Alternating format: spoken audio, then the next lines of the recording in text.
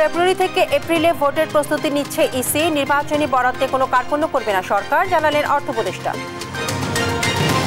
ছাত্র জনতার রক্তেই এসেছে কাঙ্ক্ষিত বিজয়। বিএনপি আলোচনায় বক্তারা নির্বাচনের মাধ্যমে বৈষম্য অবসানের দাবি।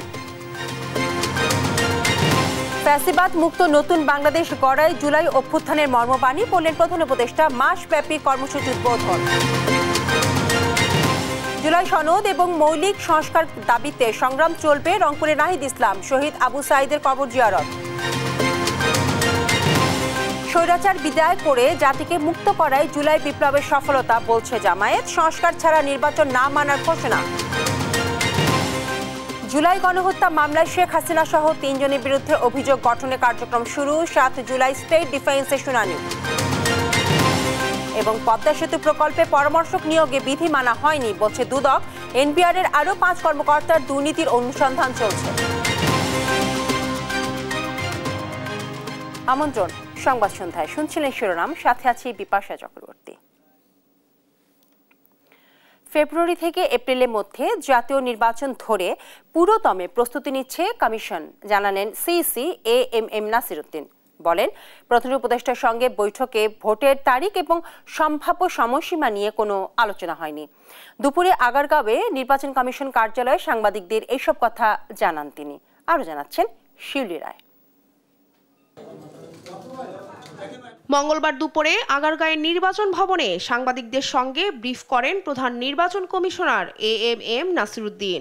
মূলত একটা সৌজন্য সাক্ষাৎ। প্রধান উপদেষ্টার বৈঠক প্রসঙ্গে তিনি বলেন, এটি শুধু সৌজন্য সাক্ষাৎ ছিল। এই সময় সুষ্ঠু ও নিরপেক্ষ নির্বাচন অনুষ্ঠানে ইসির প্রস্তুতি জানতে চেয়েছে প্রধান উপদেষ্টা। সাক্ষাৎকারে উনি সেরকম একটা ইন্ডিকেশন দিয়েছেন, আমাদের জাস্ট উনি আমাদের প্রস্তুতিটা আছে কিনা জানতে চেয়েছেন। সিএসি বলেন, প্রধান উপদেষ্টার সঙ্গে ভোটের দিনক্ষণ নিয়ে কোনো আলোচনা হয়নি, তবে সরকার যখনই বলবে তখনই নির্বাচনের জন্য প্রস্তুত ইসি। নির্বাচনের তারিখ নিয়ে কোনো আলোচনা হয়নি, ওটাকে আমার উদ্দেশ্য ছিল না। নির্বাচনের তারিখ এবং শিডিউল এটা আপনারা যথাসময়ে পাবেন, জানতে পারবেন এবং ইলেকশন কমিশন থেকেই জানতে পারবেন। এই মুহূর্তে জাতীয় নির্বাচনকে কেন্দ্র করে আমাদের প্রস্তুতি। দেশের রাজনীতিবিদরা সমঝোতায় পৌঁছলে সুষ্ঠু নির্বাচন সম্ভব বলেও আশাবাদ জানান সিএসি। আমাদের দেশের রাজনীতিবিদরা যে যাই লোক, দিন শেষে ওনারা সবাই তো দেশের মঙ্গল চায়। দিন শেষে দেখবেন যে ওনারা সবাই একটা সমঝোতায় আসবেন এবং এই সব কিছু সুরাহা হয়ে যাবে। আমার কিন্তু আমাদের দেশের রাজনীতিবিদদের উপর আস্থা আছে। ইসির নিয়োগ কোনো স্বৈর শাসনের হাতে হয়নি, তাই বিশেষ কারো প্রতি কমিশনের দায়বদ্ধতা নেই বলেও জানান প্রধান নির্বাচন কমিশনার। আপনারা যে বলেন ফ্যাসিস্ট রেজিমের কথা বলেন, এই ফ্যাসিস্ট রেজিম আমাদের নিয়োগ দিয়েছে এমন তো না। আমরা তো এই 5 আগস্টের পরে একটা সম্পূর্ণ একটা ট্রান্সপারেন্ট প্রসেসের মাধ্যমে আমরা নিয়োগপ্রাপ্ত। শিউলি রায়, দেশ টিভি, ঢাকা। নির্বাচনী বাজেট বরাদ্দের ক্ষেত্রে কার্পণ্য করা হবে না বলে জানিয়েছেন অর্থ উপদেষ্টা ডক্টর সালেউদ্দিন আহমেদ। সচিবালয়ে সরকারি ক্রয় সংক্রান্ত উপদেষ্টা পরিষদের কমিটির বৈঠক শেষে একথা জানান তিনি। অর্থ উপদেষ্টা বলেন, চলতি অর্থ বছরেই নির্বাচনে অনুষ্ঠেয় সম্ভাবনা থাকায় সরকার আগেই নির্বাচনী বাজেট ঠিক করেছে। নির্বাচনী বাজেট বরাদ্দের ক্ষেত্রে কার্পণ্য করা হবে না। এ সময় নৌ পরিবহন উপদেষ্টা এম সাখাওয়াত হোসেন বলেন, এনবিআর কর্মকর্তা কর্মচারীদের আন্দোলনের ফলে চট্টগ্রাম বন্দর 3 দিন বন্ধ ছিল, তবে আমদানি রপ্তানিতে কোনো প্রভাব পড়েনি। আগামী 6 মাস চট্টগ্রাম বন্দর পরিচালনার দায়িত্ব কাদেরকে দেওয়া হবে সে ব্যাপারে বুধবার সিদ্ধান্ত হবে বলে জানান তিনি। নির্বাচনের জন্য অর্থ যা বরাদ্দ দেওয়া হয়েছে এবং নির্বাচনের অর্থ যা দেওয়া হয় সেটা কোনো আমরা কার্পণ্য করব না। পোর্ট অ্যাকচুয়ালি বন্ধ ছিল না, আমি বলি আপনাদেরকে। পোর্টে যে অবস্থা ছিল 3-4 দিনের তো অলরেডি যেগুলি এক্সপোর্ট হওয়ার কথা ওগুলো ঢুকে গেছিল। They are waiting for to be lifted in ship, মানে জাহাজীকরণ বাকি ছিল। কাজে ওইটাতে কোনো এফেক্ট হয়নি 3 দিন। যেটা এফেক্ট হয়েছে সেটা হচ্ছে এই জাহাজীকরণের পরে যেগুলো ভেতরে যাওয়ার কথা কাস্টম চেকিংয়ের পরে সেগুলোতে এফেক্ট হয়েছে। গণ অভ্যুত্থানের প্রথম বার্ষিকীতে বাংলাদেশ চীন মৈত্রী সম্মেলন কেন্দ্রে চলছে বিএনপি জাতীয় ঐক্য গণতান্ত্রিক অভিযাত্রাক আলোচনা। সরাসরি আমরা চলে যাচ্ছি সেখানে। যেদিন ফ্যাসিবাদ পালিয়ে গেল সেই দিন মুক্ত হয়ে তার 2 দিন পরে বিএনপি যে জনসমাবেশ করেছিল পার্টি অফিসের সামনে, সেখানে তিনি কিন্তু একবারের জন্য তাদের প্রতিশোধ নেওয়ার কথা, প্রতিহিংসার কথা বলেননি, বলেছেন গণতন্ত্রের কথা, আপোষহীন গণতন্ত্রের কথা, মানুষকে ভালোবাসার কথা, প্রেমের কথা। এখানেই পার্থক্য। আমাদের 60 লক্ষ মানুষের বিরুদ্ধে মিথ্যা মামলা হয়েছে বিএনপি। আমাদের 1700-র বেশি মানুষ গুম হয়ে গেছে ইলিয়াস আলী সহ। আমাদের প্রায় 20,000 মানুষকে বিনা বিচারে হত্যা করা হয়েছে। আর এই জুলাই আগস্টে আমাদের হিসাব মতে প্রায় 700 জন আমাদের ছাত্র দলের ছেলে, যুব দলের ছেলেকে গুলি করে হত্যা করা হয়েছে। আমাদের হাজার হাজার নেতাকর্মীকে কারাগারে আটক করে রাখা হয়েছে, আমাদের সিনিয়র নেতৃবৃন্দ সহ। এই ত্যাগ, এই প্রতীক্ষার বিনিময়ে আমরা সবাই মিলে একটা জায়গায় এসে পৌঁছেছি, একটা সুযোগ সৃষ্টি হয়েছে। সেই সুযোগটা কি? একটা নতুন গণতান্ত্রিক বাংলাদেশ তৈরি করবার কথাটা আমি জোর দিয়ে বলতে চাই। একটা গণতান্ত্রিক বাংলাদেশ আমরা এটাতে বিশ্বাস করি বলেই, পরিবর্তনে বিশ্বাস করে বলেই, এবং আমরা যে আগের যে রাষ্ট্র ব্যবস্থা, সেই রাষ্ট্র ব্যবস্থা দিয়ে দেশ এগিয়ে যাবে না তাদের বিশ্বাস করে বলেই আমরা সেটা কিন্তু একাই দল থেকে 27 দফা রাষ্ট্র সংস্কারের কর্মসূচি দিয়েছিলাম 2022 সালে, এবং তারও আগে 2016 সালে দেশনেত্রী বেগম খালেদা জিয়া ভিশন ফর 2016 দিয়েছিলেন পরিবর্তন, ভিশন ফর 30, দুঃখিত, ভিশন ফর 2030 দিয়েছিলেন 2016 সালে। এবং সেখানে কিন্তু আজকের যে সংস্কারের কথাগুলো উঠে আসছে সমস্ত দলগুলোর কাছ থেকে প্রায় সবগুলি স্বীকার ছিল। আজকে এখানে আমাদের জাতীয় নেতৃবৃন্দ বসে আছেন, তাদেরকে সঙ্গে নিয়ে আমরা যে 27 দফা দিয়েছিলাম 7 তারিখে 22 সালে। দর্শক, আমরা ছিলাম গণ অভ্যুত্থানের প্রথম বার্ষিকী উপলক্ষে বাংলাদেশ চীন মৈত্রী সম্মেলন কেন্দ্রে বিএনপি জাতীয় ঐক্য গণতান্ত্রিক অভিযাত্রার আলোচনা সভায়। যারা বৈষম্য বিরোধী আন্দোলন করেছে তারাই এখন বৈষম্য শিকার। শুক্রবার জুলাই আগস্ট আন্দোলনের বর্ষপূর্তি উপলক্ষে বিএনপির আলোচনা সভায় এ কথা বলেন জুলাই শহীদ পরিবারগুলো। সভায় প্রধান অতিথি হিসেবে ভার্চুয়ালি যুক্ত হয়ে বক্তব্য রাখেন বিএনপির চেয়ারপারসন বেগম খালেদা জিয়া। নাইম আফসানের রিপোর্ট। বিসমিল্লাহির রহমানির রহিম। বাংলাদেশ চীন মৈত্রী সম্মেলন কেন্দ্রে অভ্যুত্থান 2024 জাতীয় ঐক্য ও গণতান্ত্রিক অভিযাত্রা শীর্ষক বিএনপির আলোচনা সভা মঙ্গলবার বিকেল 3টায় শুরু হয়। লন্ডন থেকে ভার্চুয়ালি যুক্ত হয়ে এই কর্মসূচি উদ্বোধন করেন বিএনপির ভারপ্রাপ্ত চেয়ারম্যান তারেক রহমান। এতে অংশ নেন 16 বছরের আন্দোলনে গুম খুনের শিকার পরিবার ও জুলাই অভ্যুত্থানে আহত শহীদ পরিবারের সদস্যরা। এ সময় আবু সাইদের বড় ভাই বলেন, আবু সাইদ যেদিন বুক পেতে দেশের মানুষের সাহস জুগিয়েছিল, সেই সাহসেই স্বৈরাচারের পতন ঘটেছিল। যে প্রথম শহীদ আবু সাইদ বুক পাতিয়ে দেশের সকল পেশাজীবী দলবল নির্বিশেষে সকলের এই সাহস জুগিয়েছিল। আমার সন্তান হারানোর পর আমি ঘরে থাকতে পারি নাই, কারণ আমি কান্না করেছিলাম, রাক্ষসীর বিরুদ্ধে লড়েছে আমার সন্তান, আমি ধন্য। আমার ছেলে একটা চলে গেছে, আমি আর ছেলে পাবো না। আমি এখন যদি ঢাকা শহরে আছে আমার 50টা ছেলে হয়। গণ অভ্যুত্থানে আহত নাবিল ও দৃষ্টিহারানো রেদওয়ান বলেন, যারা বৈষম্য বিরোধী আন্দোলন করেছে তারাই এখন বৈষম্যের শিকার। তো বৈষম্য বিরোধী ছাত্র আন্দোলন করছি, কিন্তু বৈষম্যের শিকার আমরা আহতরা, চিকিৎসা হয় না। 5 আগস্টের পরে আমি আর কি সুস্থ চোখের চিকিৎসকের কাছে দেখাই, তারপরে আমার চোখে একটু সুস্থ চিকিৎসা হয়, তারপরও আমি একটা চোখে এখনো দেখতে পারি না। সারা দেশে জুলাই আগস্ট আন্দোলনে বিএনপি ও অঙ্গ সংগঠনের যে 734 জন শহীদ হন, তাদের আত্মীয় স্বজনদের আমন্ত্রণ জানানো হয় মঙ্গলবারের এই সভায়। এবং আমার সাথে আরো 2 জন আছেন। নাইম আফসান, দেশ টিভি, ঢাকা।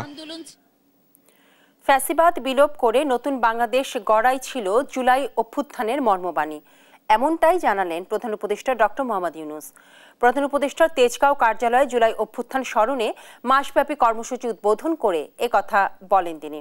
এ সময় ছাত্র, রিকশা চালক, কৃষক, শ্রমিকরা যে উদ্দেশ্যে রাজপথে রক্ত দিয়েছে সে লক্ষ্য বাস্তবায়নে নতুন শপথ নেওয়ার আহ্বানও জানান প্রধান উপদেষ্টা। ফাহিম ইউসুফের রিপোর্ট। সকল দেশবাসীকে আমার সালাম জুলাই অভ্যুত্থান স্মরণে মাসব্যাপী কর্মসূচি উদ্বোধন করেন প্রধান উপদেষ্টা অধ্যাপক ডক্টর মোহাম্মদ ইউনূস। মঙ্গলবার সকালে প্রধান উপদেষ্টার কার্যালয়ে জুলাই স্মৃতি উদযাপন অনুষ্ঠানমালা ঘোষণা করা হয়। আগামী 5 আগস্ট পর্যন্ত নিয়মিত বিরতিতে হবে এ অনুষ্ঠানমালা। জুলাই আন্দোলনের মর্মবাণী ছিল ফ্যাসিবাদ বিলোপ করে নতুন বাংলাদেশ গঠন। উদ্বোধনী ভাষণে এ মন্তব্য করেন প্রধান উপদেষ্টা। বলেন, আর সে লক্ষ্য বাস্তবায়নে কাজ করছে সরকার। জুলাই ছিল দেশের গণতন্ত্র পুনরুদ্ধারের লড়াই, এক অমোঘ ডাক, এক জনতার জাগরণ। সেই আন্দোলনের মর্মবাণী ছিল ফ্যাসিবাদের বিলোপ করে নতুন বাংলাদেশ বিনির্মাণ, রাষ্ট্রকে জনগণের হাতে ফিরিয়ে দেওয়া। জুলাই আগস্ট অভ্যুত্থানে দেশের সব শ্রেণী পেশার মানুষের যে ঐক্য ছিল এ জুলাইয়ে তা আবারও সুসংহত করার আহ্বান জানান প্রধান উপদেষ্টা। বলেন, প্রতি বছর জুলাই আগস্ট অভ্যুত্থানকে উদযাপন করা হবে, যাতে 16 বছর অপেক্ষা করে স্বৈরাচার সরাতে না হয়। গত বছরের জুলাইয়ে দেশের সকল শ্রেণীর পেশা ও বয়সের মানুষের মধ্যে যে ঐক্য তৈরি হয়েছিল, আমরা চাই এই জুলাইয়ে সেই ঐক্য আবার সুসংহত হোক। আমাদের এই কর্মসূচির মূল লক্ষ্য জনগণকে গণতান্ত্রিক অধিকার সম্পর্কে সচেতন করা, রাজনৈতিক দায়বদ্ধতার দাবি জানানো এবং রক্তের বিনিময়ে পাওয়া সংস্কারের এই সুযোগকে হারিয়ে না ফেলা। এ অনুষ্ঠানমালার মাধ্যমে গত বছরের জুলাইয়ের প্রতিটি দিনকে পুনর্জীবিত করার আশা প্রকাশ করেন প্রধান উপদেষ্টা। এছাড়া যে লক্ষ্যে ছাত্র, রিকশাচালক, কৃষক, শ্রমিকরা শহীদ ও আহত হয়েছিল সে লক্ষ্য বাস্তবায়নে নতুন শপথ নেয়ার আহ্বান জানান প্রধান উপদেষ্টা। জুলাই গণ অভ্যুত্থান পুনরুত্থান কর্মসূচির উদ্বোধন ঘোষণা করছি। ফাহিম ইউসুফ, দেশ টিভি, ঢাকা। জুলাই অভ্যুত্থানের বর্ষপূর্তিতে আবু সাইদের কবর জিয়ারতের মধ্য দিয়ে 36 দিনের কর্মসূচি শুরু করেছে জাতীয় নাগরিক পার্টি এনসিপি। এ সময় গণতন্ত্র, ন্যায় বিচার এবং বৈষম্যহীন নতুন বাংলাদেশ গঠনে ছাত্র জনতার সংগ্রাম অব্যাহত থাকবে বলে জানান দলটির শীর্ষ নেতারা। বলেন, নতুন বাংলাদেশ গড়তে গণহত্যার বিচার, মৌলিক সংস্কার এবং নতুন সংবিধানের বিকল্প নেই। সহকর্মী রফিকুল ইসলামকে সঙ্গে নিয়ে রংপুর থেকে আলিমুজ্জামান সাফওয়ানের রিপোর্ট। এক বছর আগে যাদের আহ্বানে সাড়া দিয়ে সারা দেশের ছাত্র জনতা রাজপথ কাঁপিয়েছিলেন, সেই ছাত্র নেতারা এলেন গ্রামের আঁকাবাঁকা মেঠো পথ ধরে প্রিয় সতীর্থ আবু সাইদের কাছে। অশ্রুজলে প্রিয় সহযোদ্ধা আবু সাইদের আত্মার শান্তি কামনায় তার বাবা মকবুল হোসেনকে সঙ্গে নিয়ে কবর জিয়ারত করেন এনসিপির আহ্বায়ক নাহিদ ইসলাম, সদস্য সচিব আক্তার হোসেন সহ কেন্দ্রীয় ও স্থানীয় নেতাকর্মীরা। পরিবারের একমাত্র বিশ্ববিদ্যালয় পড়ুয়া ছেলে হারানো বাবা মায়ের খবর নেন নেতারা। এ সময় আবেগ আপ্লুত হয়ে পড়েন আবু সাইদের বাবা মা। অপরাধীদের কঠোর শাস্তির পাশাপাশি 16 জুলাই আবু সাইদ দিবস পালনের দাবি জানান তারা। প্রকাশ্যে তো দেশ দশ সকলেই দেখছে, প্রকাশ্যে পুলিশ গুলি করে মারছে, এটা তো আর আমার কথা নয়, দেশ দশ সবাই দেখছে। তাই সেটা যেন সূক্ষ্ম বিচার হয়, এটাই আমার দাবি। এইরকম একজন আইকনিক শহীদ, যার নামে একটা দিবস থাক, মানুষ যেন জানতে পারে যে আবু সাইদ কিভাবে শহীদ হয়েছিল। যুগের পর যুগ আবু সাইদের আত্মত্যাগকে অনুপ্রাণিত হয়ে মানুষ যেন রাজপথে নামে আসতে পারে, অন্যায়ের বিরুদ্ধে লড়াই করতে পারে। এরপর গণমাধ্যমের সঙ্গে কথা বলেন এনসিপি নেতারা। বলেন, গণহত্যার বিচার, সংস্কার এবং গণপরিষদ নির্বাচনের মাধ্যমে পুরনো কাঠামোকে ভেঙে নতুন শাসনতন্ত্র কায়েম করতে হবে। পুরনো কাঠামো ভেঙে নতুন বন্দোবস্তের জন্য মৌলিক সংস্কার বাস্তবায়ন করতে হবে। যারা গণহত্যা সংগঠিত করেছে, বাংলাদেশের উপরে মানবতা বিরোধী অপরাধ চাপিয়ে দিয়েছে, তাদেরকে বিচারের আওতায় নিয়ে আসতে হবে। কোটা সংস্কার আন্দোলনই পরবর্তীতে সরকার বিরোধী গণবিস্ফোরণের রূপ নেয় বলে মন্তব্য করেন নেতারা। জানান, নতুন বাংলাদেশ গড়তে হলে মৌলিক সংস্কার ও জুলাই সনদ আদায়ে আন্দোলন চালিয়ে যাবে এনসিপি। যে একটি নতুন বাংলাদেশ গড়তে হলে আমাদের অবশ্যই বিচার সংস্কার এবং গণপরিষদ নির্বাচনের মাধ্যমে নতুন সংবিধানের দিকে যেতে হবে। এর আগে সকাল 8:30টায় আবু সাইদের কবর জিয়ারত এবং তার পরিবারের সঙ্গে সাক্ষাৎ করেন রংপুর জেলা ও স্থানীয় জামায়াতের নেতাকর্মীরা। এ সময় আবু সাইদ হত্যা সহ সব হত্যা নির্যাতনের দ্রুত বিচার দাবি করেন তারা। শহীদ আবু সাইদ সহ অন্যান্য যারা শহীদ হয়েছেন, যারা ত্যাগ করেছেন, আত্মত্যাগ করেছেন, তাদের সবারই বিচার হওয়া উচিত। ঠিক। আর যেহেতু শহীদ আবু সাইদ সবার শীর্ষে, যার নামটা বারবার আসছে, এটা দিয়েই মনে হয় শুরু হওয়া উচিত। শহীদ আবু সাইদের কবর জিয়ারতের মধ্য দিয়ে আনুষ্ঠানিকভাবে শুরু হলো জুলাই পদযাত্রা। 16 জুলাই শহীদ দিবস নয়, বরং করা হোক আবু সাইদ দিবস, এমন চাওয়া স্বজন ও সহযোদ্ধাদের। রংপুরের পীরগঞ্জ থেকে আলিমুজ্জামান সাফওয়ান, দেশ টিভি। সংস্কারবিহীন নির্বাচন জামায়াতে ইসলামী গ্রহণ করবে না বলে জানিয়েছেন দলটির নায়েবে আমির ডক্টর সৈয়দ আব্দুল্লাহ মোহাম্মদ তাহের। তিনি বলেন, আগামী নির্বাচন প্রত্যাশা অনুযায়ী না হলে ফের রাস্তায় নামবে মানুষ। জুলাই গণঅভ্যুত্থানে বর্ষপূর্তিতে মাসব্যাপী কর্মসূচির অংশ হিসেবে আন্দোলনে শহীদ এবং আহতদের জন্য আয়োজিত দোয়া অনুষ্ঠানে একথা বলেন তিনি। ডক্টর তাহের বলেন, সংস্কার এবং বিচার দৃশ্যমান না হওয়ায় অনেকে জুলাইয়ের সফলতা নিয়ে শঙ্কিত। তবে জুলাই ব্যর্থ হয়েছে এটা বলার সময় আসেনি। জুলাই বিপ্লব নানা আদর্শের রাজনৈতিক দলগুলোকে এক মঞ্চে এনেছে উল্লেখ করে তিনি বলেন, স্বৈরাচারকে বিদায় করে মানুষকে মুক্ত করাই জুলাই আন্দোলনের সফলতা। আগামী নির্বাচনে কে ক্ষমতায় যাবে এটা কি নির্ধারিত হয়েছে? তাহলে যারা এটা বলতে চান যে আমরাই যাব, তাহলে বোঝা গেল ওরা হাসিনা মার্কার একটা নির্বাচন করার চিন্তা করতেছে। দেখছেন সংবাদ সন্ধ্যা। জুলাই আগস্টে গণ অভ্যুত্থানে সংগঠিত মানবতা বিরোধী অপরাধের মামলায় শেখ হাসিনা সহ 3 জনের বিরুদ্ধে অভিযোগ গঠনে 7 জুলাই শুনানির পরবর্তী দিন ধার্য করেছেন আন্তর্জাতিক অপরাধ ট্রাইব্যুনাল। শেখ হাসিনাকে সব হত্যার নির্দেশদাতা এবং সাবেক স্বরাষ্ট্রমন্ত্রী আসাদুজ্জামান খান কামাল এবং সাবেক আইজিপিকে সহযোগী দেখিয়ে 5টি অভিযোগ আনা হয়। পরে আসামি পক্ষের আইনজীবী জানান, শেখ হাসিনা এবং আসাদুজ্জামান খান কামালের বিরুদ্ধে আনা অভিযোগ সঠিক হয়নি। আরো জানাচ্ছেন সাবরিনা মজুমদার। জুলাই গণ অভ্যুত্থানের বছরে পেরুল মঙ্গলবার, যা কোটা আন্দোলন দিয়ে শুরু হয়ে পরবর্তীতে রূপ নেয় সরকার পতনের আন্দোলনে। প্রাণ হারায় প্রায় 1400 ছাত্র জনতা, আহত হয় কয়েক হাজার। অভ্যুত্থানের বছর পূর্তির দিনে শুরু হলো হাসিনার বিরুদ্ধে গণহত্যার অভিযোগ গঠনের শুনানি। মামলার মূল আসামি হাসিনা, আসাদুজ্জামান খান কামাল ও তৎকালীন আইজিপি চৌধুরী আব্দুল আল মামুন, যা সরাসরি সম্প্রচার করা হয় টেলিভিশন ও সামাজিক যোগাযোগ মাধ্যমে। প্ররোচনা, উস্কানি, সহায়তা, সম্পৃক্ততা এবং ষড়যন্ত্রের মাধ্যমে শুনানিতে 24 জুলাই আগস্টের গণ অভ্যুত্থানে ছাত্র জনতার আন্দোলন দমনে পুলিশকে মারণাস্ত্র ব্যবহারের নির্দেশ দেয়া থেকে জুলাই গণহত্যার ষড়যন্ত্রকারী, উস্কানিদাতা ও নির্দেশদাতা হিসেবে শেখ হাসিনার বিরুদ্ধে আনা অভিযোগগুলো তুলে ধরেন চিফ প্রসিকিউটর। বলেন, হাসিনার নির্দেশ বাস্তবায়নের দায়িত্ব পালন করেছেন সাবেক স্বরাষ্ট্রমন্ত্রী আসাদুজ্জামান খান কামাল ও চৌধুরী আব্দুল আল মামুন। যে 5টা চার্জ আমরা এখানে ডেসক্রাইব করেছি, apparently it was wide spread, কারণ huge number of victim has been victimized. সারা দেশের সব জায়গাতে একই পদ্ধতিতে হামলাটা হয়েছে এবং একটা নির্দেশের আলোকে প্রধানমন্ত্রীর থেকে নির্দেশ এসেছে, সেটা চেইন অফ কমান্ড বাস্তবায়নের মাধ্যমে পুলিশ বাহিনী এবং অন্যান্য বাহিনী, অক্সিলিয়ারি ফোর্সেস, তারা গ্রাউন্ড লেভেলে সব জায়গায় একই পদ্ধতিতে এই কাজটা করেছে। লিথাল ওয়েপনের ব্যবহারের নির্দেশ এসেছে, সারা বাংলাদেশের সর্বত্র তারা একই পদ্ধতিতে লিথাল ওয়েপন ব্যবহার করেছে। এদিন আদালতে পলাতক হাসিনা ও কামালের ট্রাইব্যুনাল নিযুক্ত আইনজীবী আমির হোসেন মামলার প্রস্তুতির জন্য আদালতের সময় প্রার্থনা করলে ট্রাইব্যুনাল 7 জুলাই দিন ধার্য করেন। পরে তিনি গণমাধ্যমকে জানান, হাসিনা ও কামালের বিরুদ্ধে আনা অভিযোগ সঠিক হয়নি, চাইবেন অব্যাহতি। আমি মনে করি যে তার বিরুদ্ধে যে 5টি চার্জ আনা হয়েছে, এই চার্জগুলি সঠিক হয় নাই। এই চার্জগুলি সঠিক না বিধায় আমি ডিসচার্জের আবেদন দেব। জুলাই গণ অভ্যুত্থানের মানবতা বিরোধী অপরাধের মামলায় এখন পর্যন্ত আন্তর্জাতিক অপরাধ ট্রাইব্যুনালে মামলা হয়েছে 27টি, আর আসামির মধ্যে গ্রেফতার করা হয়েছে 73 জনকে, এখনও পলাতক 132 জন। সাবরিনা মজুমদার, দেশ টিভি, ঢাকা।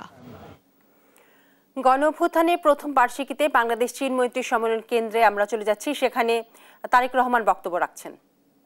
আজকের এই অনুষ্ঠানে আমি বক্তব্যের শুরুতে বাংলা ভাষা আন্দোলন শুরু করে বাংলাদেশের স্বাধীনতা এবং মুক্তিযুদ্ধ, স্বৈরাচার এবং ফ্যাসিবাদ বিরোধী আন্দোলনে শহীদদের প্রতি জানান গভীর শ্রদ্ধা।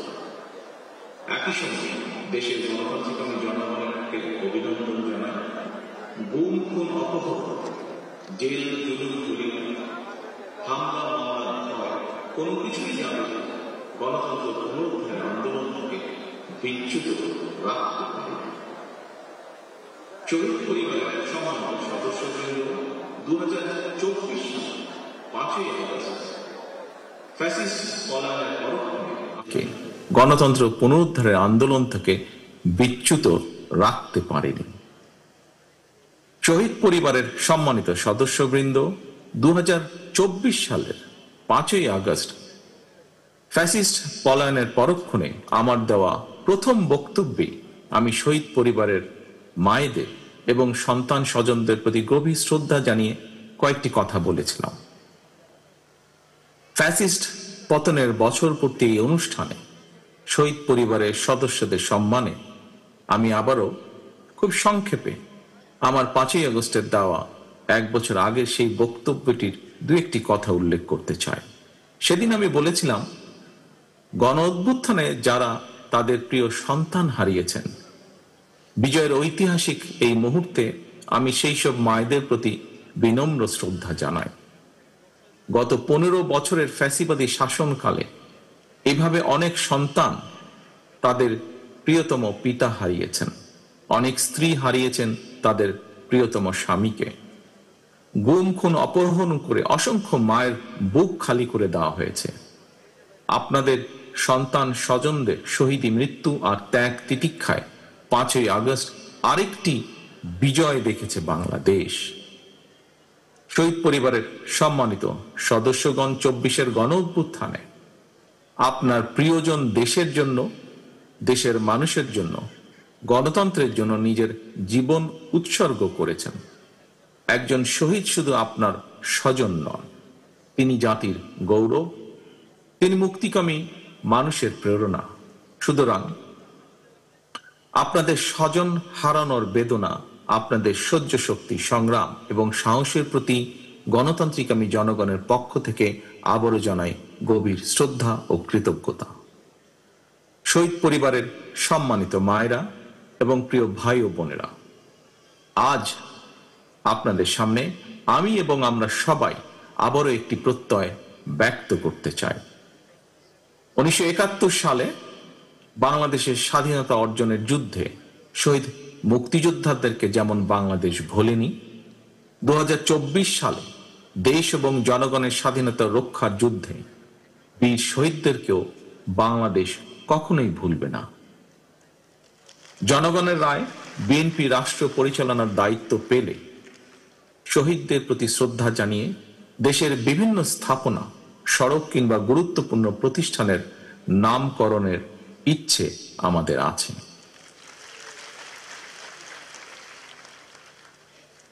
প্রিয় সম্মানিত উপস্থিতিবৃন্দ, এতক্ষণ আলোচনায় ফ্যাসিবাদ বিরোধী দীর্ঘ আন্দোলন সংগ্রামের পূর্বাপর, জনগণের আত্মত্যাগ এবং বর্তমানের করণীয় সহ নানা বিষয় সম্মানিত আলোচকগণ বিস্তারিত বক্তব্য বা তাদের মতামত উপস্থাপন করেছেন।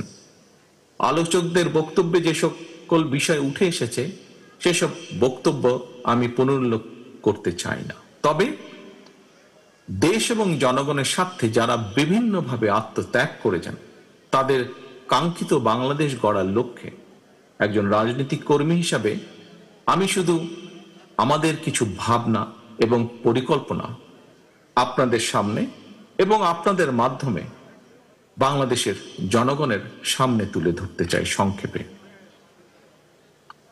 প্রিয় ভাই ও বোনেরা, সম্মানিত অতিথিবৃন্দ, বাংলাদেশের ঘটনাবহুল ইতিহাসের আরেকটি ঐতিহাসিক রক্তাক্ত অধ্যায় ছিল জুলাই আগস্টের গণ অভ্যুত্থান। দীর্ঘ 1.5 দশকেরও বেশি সময় ধরে দেশ এবং জনগণের উপর চেপে বসা ফ্যাসিবাদ বিরোধী এই আন্দোলনে অসংখ্য মানুষ শহীদ হয়েছেন। গুম খুন, অপহরণ, নির্যাতনের, নিপীড়নের হামলার শিকার হয়েছেন বহু মানুষ। ফ্যাসিবাদী শাসন শোষণে বিগত 1.5 দশকের গুম খুন অপহরণের তালিকা অনেক দীর্ঘ। শুধুমাত্র জুলাই আগস্ট আন্দোলনেই বিএনপির কমপক্ষে 422 জন সহ বিভিন্ন শ্রেণী পেশা মানুষ, ছাত্র জনতা, কৃষক, শ্রমিক, গার্মেন্টস কর্মী, নারী, শিশু এবং ফ্যাসিবাদ বিরোধী আন্দোলনে থাকা রাজপথের রাজনৈতিক দলগুলোর নেতাকর্মী সহ কমপক্ষে 1,500-এরও বেশি মানুষ শহীদ হয়েছেন। আহত হয়েছেন কমপক্ষে 30,000-এর মতন মানুষ। এর মধ্যে চোখ কিংবা হাত পা অঙ্গ প্রত্যঙ্গ হারিয়ে 1,000-এরও বেশি মানুষ চিরতরে অন্ধত্ব কিংবা পঙ্গুত্ব বরণ করেছেন। মাত্র 36 দিনেই 4 বছরের শিশু আব্দুল আহাদ, 6 বছরের শিশু রিয়া গোপ সহ কমপক্ষে 136 জনের বেশি শিশু শহীদ হয়েছেন। এমন নৃশংস বর্বরতা ছিল অকল্পনীয়।